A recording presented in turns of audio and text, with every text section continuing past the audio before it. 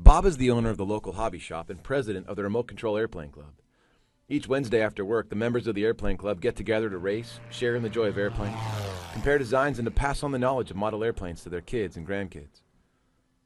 Bob goes to a church service with his sister on Christmas Eve and decides to become a Christian. He regularly attends Sunday services, finds his way into a small group, and joins the Wednesday night church gathering. He realizes that his commitment to church programs and his commitment to the airplane club are at odds.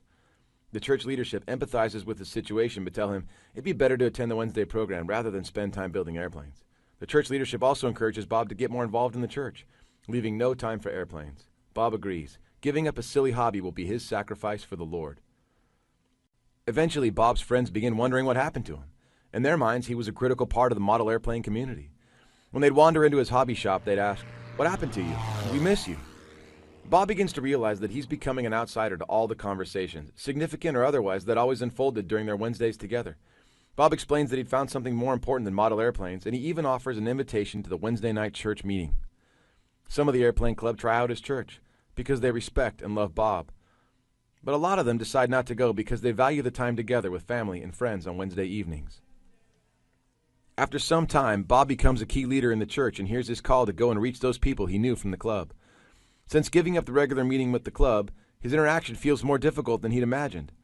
After all, Bob, their leader, left them for what seemed to be just another club on Wednesday evenings. Somewhat troubled, Bob decides to take a break from Wednesday night church gatherings and re-enter the world of model airplanes. Some in the church were deeply concerned for Bob's spiritual well-being. Others were disgruntled. Then someone asked the question, what if we resourced Bob to be even more effective at building healthy community where he already is?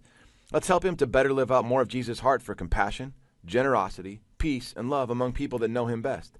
After all, Bob is the most likely access point for those people to encounter Jesus. The church agrees.